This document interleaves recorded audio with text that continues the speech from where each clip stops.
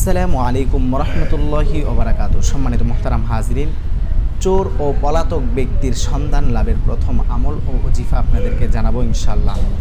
আমালুল কোরআন গ্রন্থ থেকে হযরত মাওলানা আশরাফ আলী থানভী রহমতুল্লাহি আলাইহির লেখা একটি গ্রন্থ থেকে আপনাদেরকে এই ওজিফাটা জানাচ্ছি। কোরআনের মধ্যে এমন একটি সূরা রয়েছে, সূরার মধ্যে সূরা বাকারার এমন একটি আয়াত রয়েছে যে আয়াতটা পড়ার কারণে এই আয়াত নতুন কাপড়ের টুকরায় গোল অংশে লিখে তার উপর চোর বা পলাতক ব্যক্তির নাম লিখে যে স্থানে চুরি হয়েছে বা যে স্থান থেকে পলায়ন করেছে সে স্থানে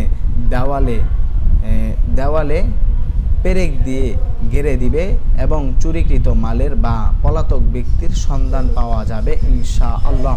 মেরে মুহতারাম হাজির, নিয়মটা আপনাদেরকে বলে দিলাম।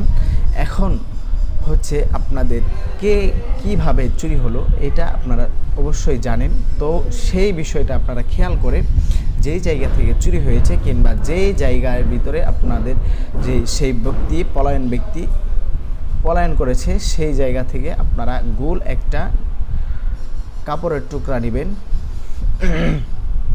কাপড়টা অবশ্যই নতুন হতে হবে। নতুন কাপড়ের টুকরা গোল অংশে লিখে তার উপর চোর এই আয়াতটা লিখবেন। লিখার পর চোর বা পলাতক ব্যক্তির নাম লিখে যে স্থান থেকে চুরি হয়েছে বা যে স্থান থেকে পলায়ন করেছে সেই স্থানের দেওয়ালে পেরেক দিয়ে গেড়ে দিবে এবং চুরিকৃত মালের বা পলায়ন ব্যক্তির সন্ধান পাওয়া যাবে ইনশাআল্লাহ। মেরে মুহতারাম হাজরিন, সেই আয়াতটা কি, চলুন তাহলে সেই আয়াতটা শিখে নিই। বিসমিল্লাহির রহমানির রহিম, সূরা বাকারার আয়াত নাম্বার 148। বিসমিল্লাহির রহমানির রহিম, ওয়ালিকুল্লিন ওয়াজহাতুন হুয়া মুওয়াল্লিহা ফাস্তাবিকুল খায়রাত আইনামা তাকুনু ইয়াতি বিকুমুল্লাহু জামিআ ইন্নাল্লাহা আলা কুল্লি শাইইন কাদির। তো এটা হচ্ছে সেই সূরা বাকারার আয়াতটা, গুরুত্বপূর্ণ আয়াতটা।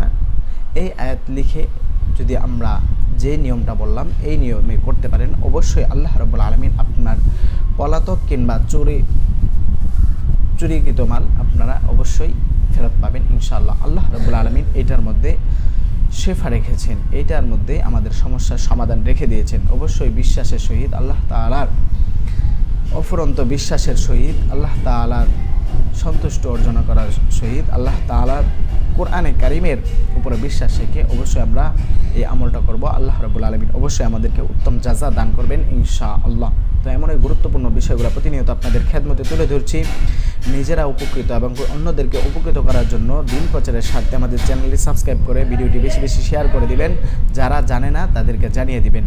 আর কেউ যদি একবার জানতে শুরু করে, জেনে আমল করতে শুরু করে, এটার উসিলা আল্লাহ রাব্বুল আলামিন অবশ্যই আপনাকে এর উত্তম জাযা দান করবেন ইনশাআল্লাহ। আশা করি বুঝতে পেরেছেন। ভালো থাকবেন, সুস্থ থাকবেন। নাসরুম মিনাল্লাহি ওয়া ফাতহুন করিব। আসসালামু আলাইকুম ওয়া রাহমাতুল্লাহি।